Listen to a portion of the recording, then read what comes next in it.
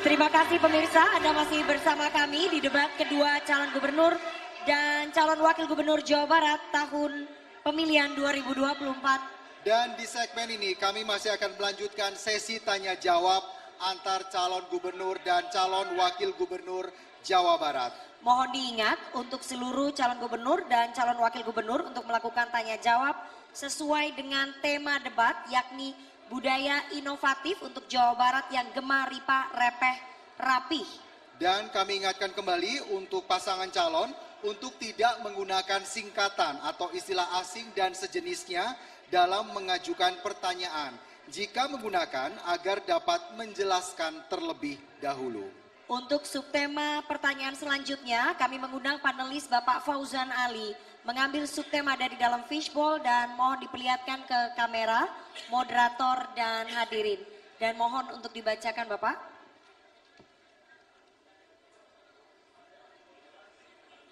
Toleransi beragama, subtemanya toleransi beragama. Kami minta kepada paslon nomor urut 3 untuk bertanya kepada paslon nomor urut 1. Bapak Acep Adang Ruhyat dan Ibu Gitalis Dwi Natarina. Waktu Anda 45 detik untuk bertanya, dimulai saat Anda berbicara. Bagaimana cara Anda berdua saat diamanahi sebagai gubernur atau wakil gubernur dalam mengatasi potensi konflik antar kelompok agama di Jawa Barat? Cukup, masih ada waktu Bapak? Cukup. Kami persilahkan pasangan calon nomor urut 1 untuk menjawab pertanyaan pasangan calon nomor urut 3, waktu Anda 1 menit. Iya, tentu kami akan membuat kebijakan yang insya Allah menjadi solusi, yaitu kebijakan penguatan toleransi beragama, memasukkan nilai-nilai toleransi dalam semua kebijakan pemerintah daerah, terutama yang berkaitan dengan pendidikan, ruang publik, dan pembangunan tempat ibadah. Yang berikutnya, tadi sudah saya sampaikan bahwa pendidikan toleransi di sekolah itu penting, dimasukkan di dalam kurikulum toleransi dan keberagaman. Penguatan forum kerukunan umat beragama, yaitu memperkuat peran FKUB di tingkat kabupaten atau kota dalam mediasi konflik dan promosi toleransi beragama. Berikutnya, penegakan hukum untuk melindungi kebebasan beragama, memastikan perlindungan hukum bagi kelompok agama minoritas, termasuk akses ke tempat ibadah dan layanan publik. Terima kasih. Baik, kami persilakan pasangan calon nomor urut 3 memberikan tanggapan dari jawaban pasangan calon nomor urut 1, waktu Anda 45 detik. Menurut kami, tidak cukup hanya dengan apa yang disampaikan oleh paslon nomor 1. Tetapi yang lebih penting adalah bagaimana keinginan politik, political will dari kepala daerah dan wakil kepala daerah untuk menerapkan konstitusi dan aturan-aturan main yang berlaku. Ketika aturan main yang berlaku ini ditegakkan secara ketat, maka insya Allah akan memunculkan law enforcement yang keberpihakan kepada masyarakat. Yang kedua adalah faktor kepemimpinan akan sangat menentukan terciptanya kondisi toleransi. Baik, selanjutnya kami persilahkan kembali kepada paslon nomor urut 1 untuk memberikan respon dari tanggapan paslon nomor urut 3. Waktu Anda 45 detik, silahkan. Iya, sebetulnya hanya bahasa yang berbeda, tapi jawabannya sama. Bahwa kebijakan penguatan toleransi beragama, jadi itu tuh memasukkan nilai-nilai toleransi dalam semua kebijakan pemerintah daerah. Jadi itu sudah jelas bahwa kami akan memberikan kebijakan penguatan toleransi beragama. Jadi itu sudah jelas. Jadi jawaban dari paslon 3 itu ya bisa dibilang mungkin kurang menyimak.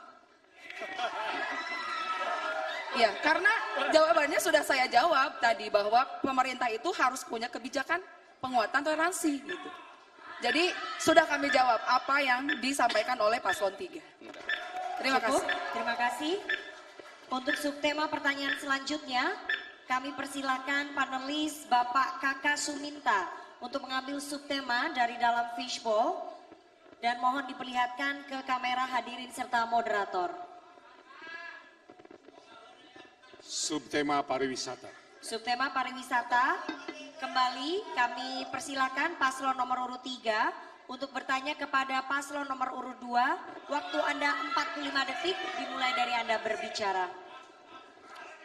Jawa Barat menghadapi persaingan dari destinasi wisata dari daerah-daerah lain di Indonesia.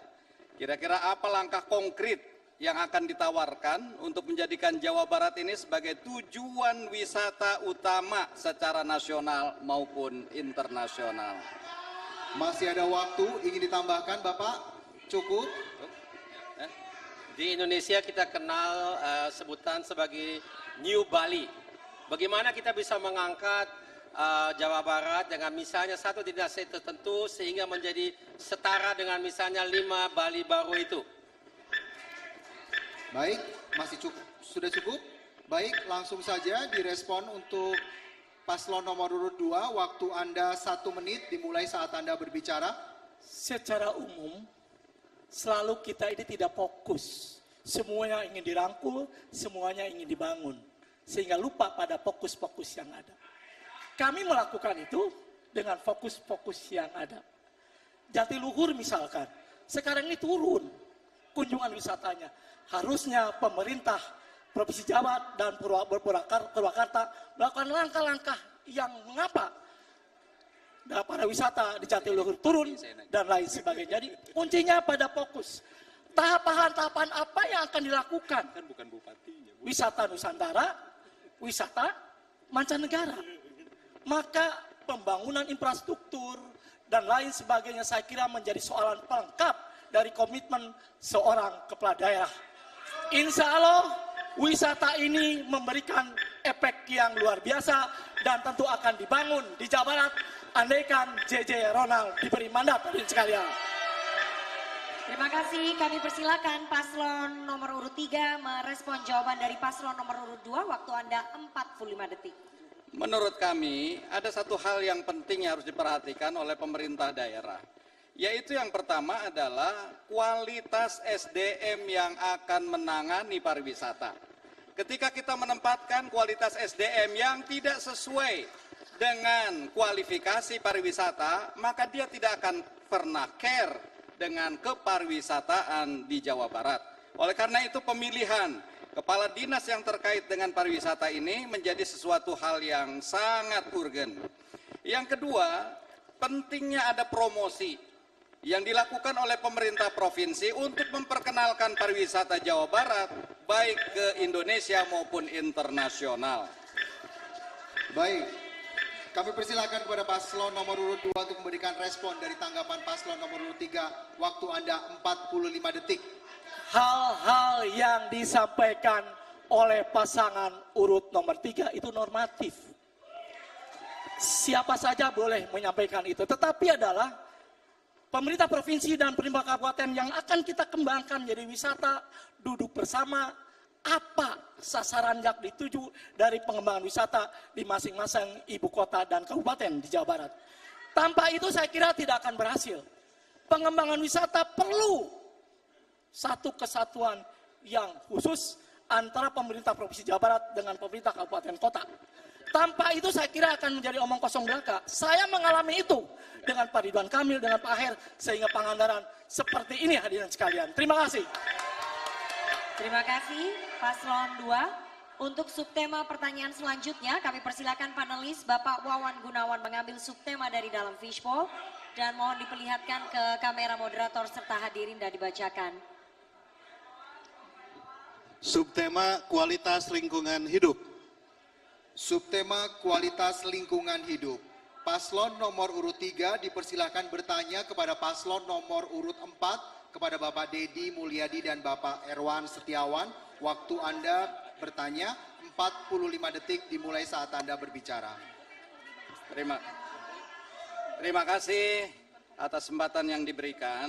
Kang Dedi pernah menjadi bupati 2 periode di Purwakarta. Saya kira kualitas lingkungan hidup harusnya menjadi lebih baik. Tetapi seringkali 5 tahun yang lalu saya pernah bertanya, ketika melewati daerah Cikampek, terciumlah bau menyengat di sekitar itu. Sampai sekarang ketika saya melewati daerah itu, masih juga tetap ada. Artinya tingkat kualitas lingkungan hidup di Purwakarta masih belum ada perkembangan yang signifikan. Baik, kami persilakan paslon nomor urut 4 menjawab pertanyaan dari paslon nomor urut 3. Waktu Anda menjawab 1 menit. Baik, setelah jadi bupati, saya menjadi anggota pimpinan Komisi 4 di bidang lingkungan hidup. Pertama adalah, bau itu harus diukur dalam kualitas udara.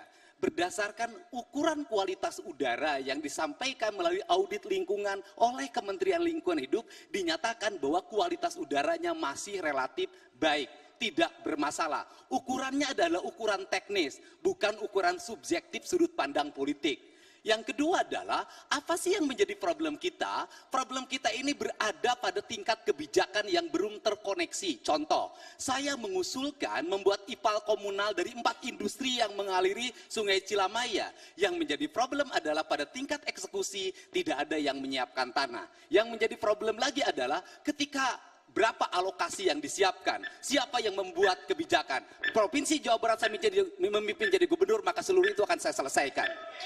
Baik, terima kasih paslon nomor urut 4 dan kini giliran paslon nomor urut 3 menanggapi jawaban dari paslon nomor urut 4. Waktu Anda 45 detik.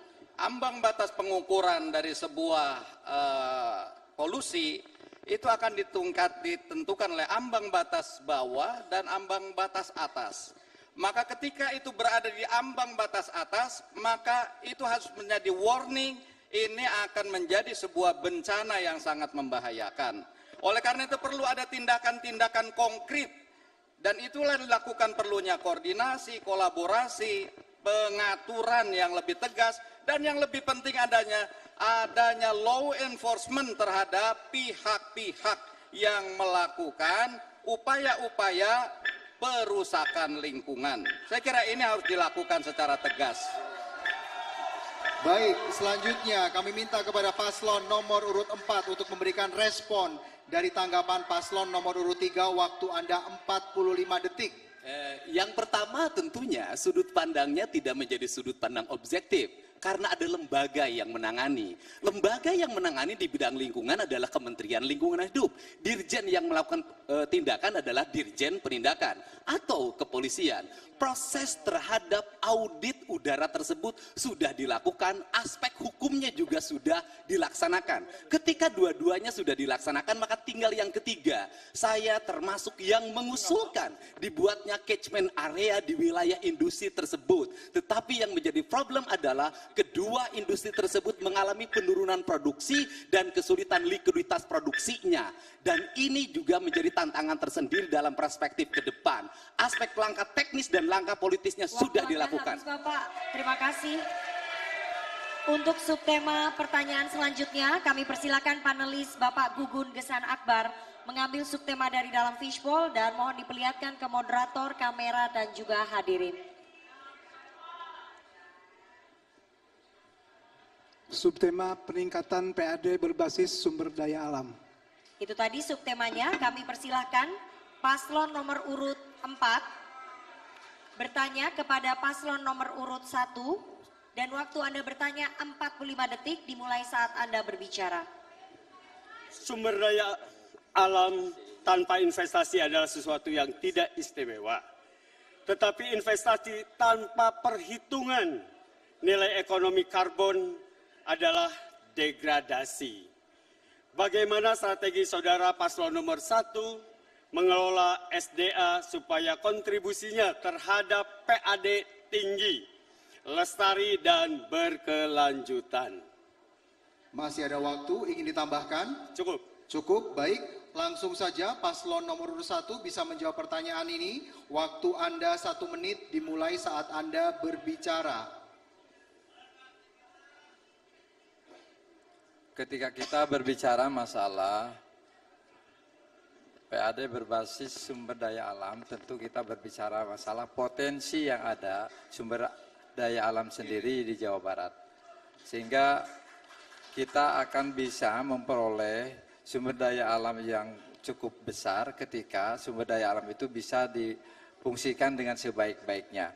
Tentu ini tidak bisa berdiri sendiri, tetapi harus ada kerjasama antara pemerintah pusat, pemerintah provinsi, dan pemerintah kabupaten kota. Sehingga apa yang dijadikan sebagai sumber alam itu karena memang itu memerlukan biaya yang cukup untuk menggali dan mempotensi itu sehingga menjadi PAD yang lebih memberikan yang luas kepada pemerintah daerah yang ada di sekitar itu. Cukup? Baik. Langsung saja kita memberikan kesempatan kepada paslon nomor urut 4 untuk memberikan tanggapan dari paslon nomor urut 1. Waktu Anda 45 detik. Bicara sumber daya alam, semestinya fokus kita bukan pada eksploitasi, tetapi pengelolaan. Yang disebut dengan pengelolaan bukan hanya terbatas pada aspek yang bersifat tambang, misalnya sumber daya air di Jawa Barat sangat berlimpah. Baik air permukaan yang melahirkan bendungan Jatiluhur, bendungan Cirata, bendungan Saguling, bendungan Jati Gede, itu adalah sumber daya yang melimpah yang bisa dikelola dan berkirim air ke Jakarta. Dan itu nilai ekonomi yang tinggi. Yang kedua adalah kita harus menyelamatkan sumber-sumber air yang alami, yang ternyata memberikan kekayaan yang cukup melimpah bagi industri pengelolaan air. Untuk itu, kalau ke depan hilirisasi dilakukan, maka kita akan memiliki nilai tambah yang sangat tinggi dari pengelolaan waktu itu. habis. Kembali ke paslon nomor urut 1 untuk memberikan respon dari tanggapan paslon nomor urut 4. Waktu Anda 45 detik. Silakan. Iya, saya menambahkan ya.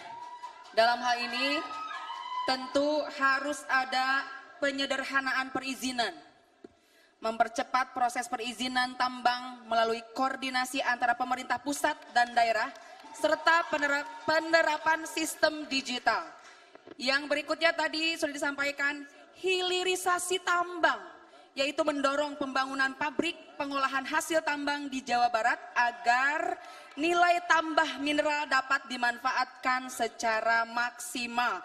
Dan tidak lupa juga untuk peningkatan pengawasan, memperketat pengawasan terhadap tambang ilegal untuk memastikan penerimaan daerah dari aktivitas tambang lebih optimal. Baik, terima kasih. Untuk subtema pertanyaan selanjutnya, kami mengundang panelis Ibu Erni Rusyani mengambil subtema dari dalam fishbowl dan mohon diperlihatkan ke kamera hadirin serta moderator. Dan mohon dibacakan Ibu.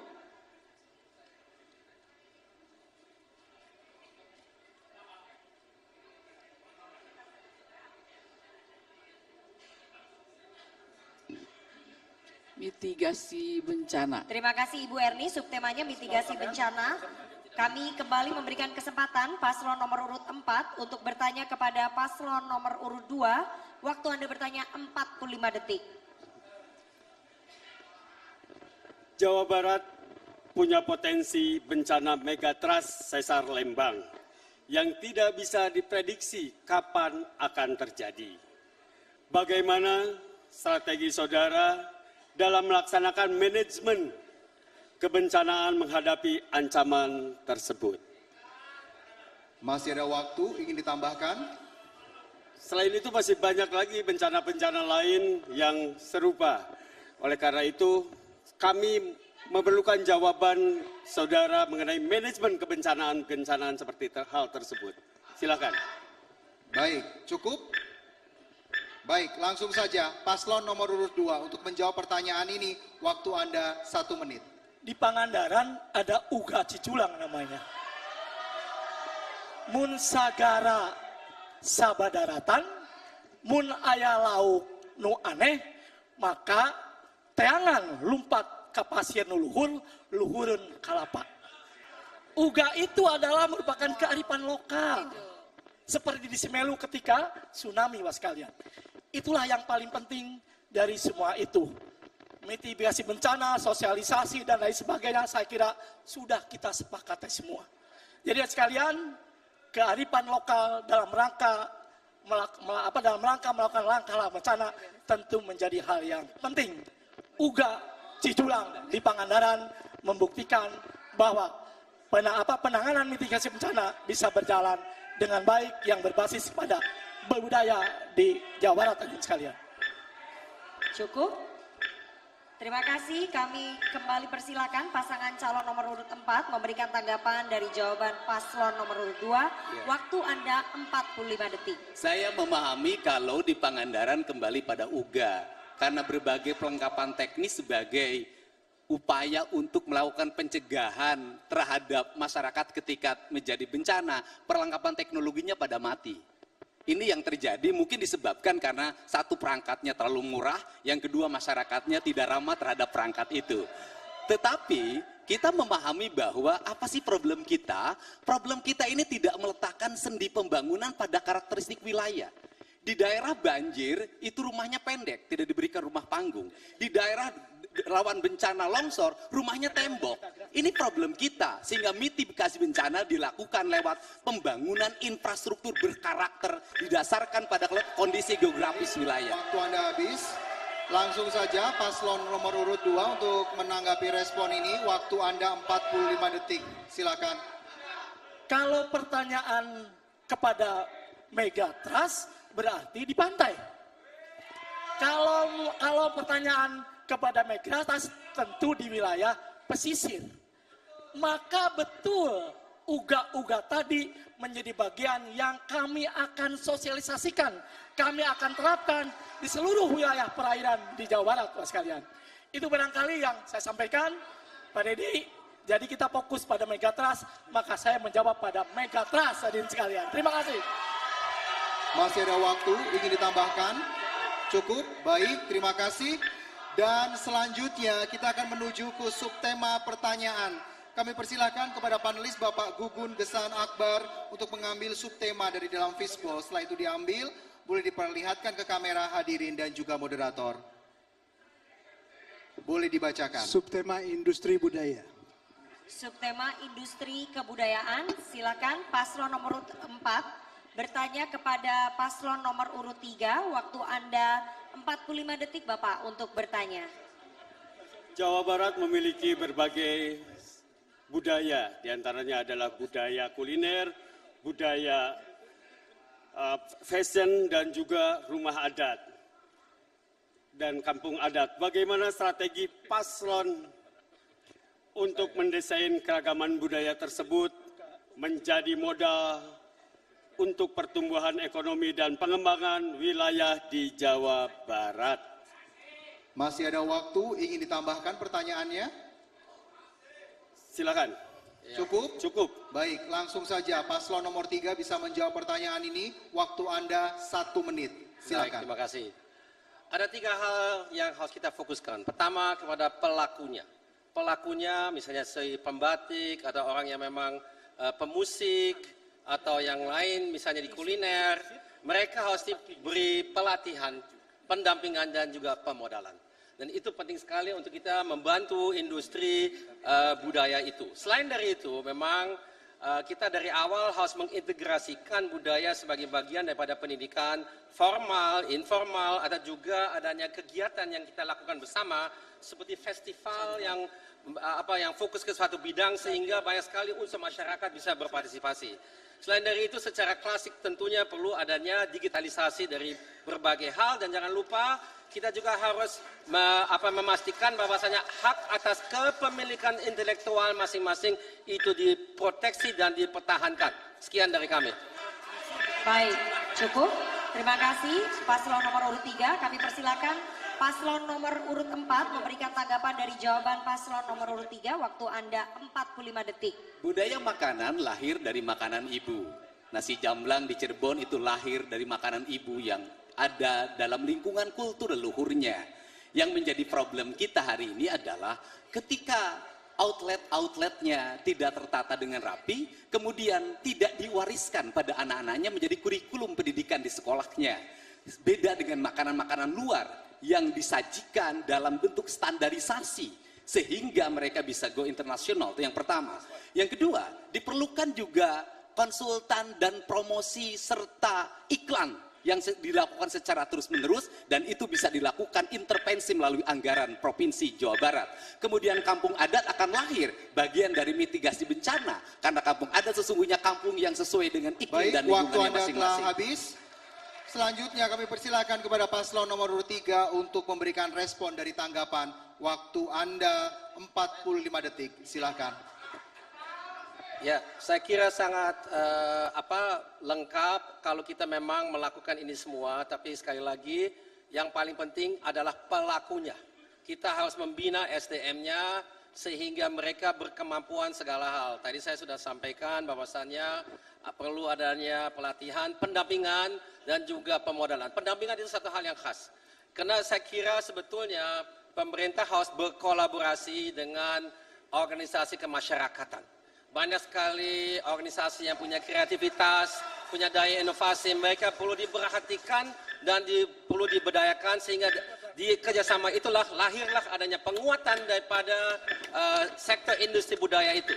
Terima kasih. Terima kasih paslon nomor urut 3. Dan kita berikan aplaus yang paling meriah untuk jawaban dan tanggapan dari seluruh pasangan calon gubernur dan calon wakil gubernur Provinsi Jawa Barat.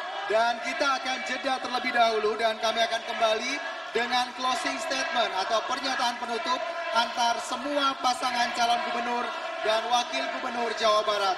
Pemirsa jangan kemana-mana, tetap bersama kami di debat kedua calon gubernur dan calon wakil gubernur Jawa Barat pemilihan tahun 2020.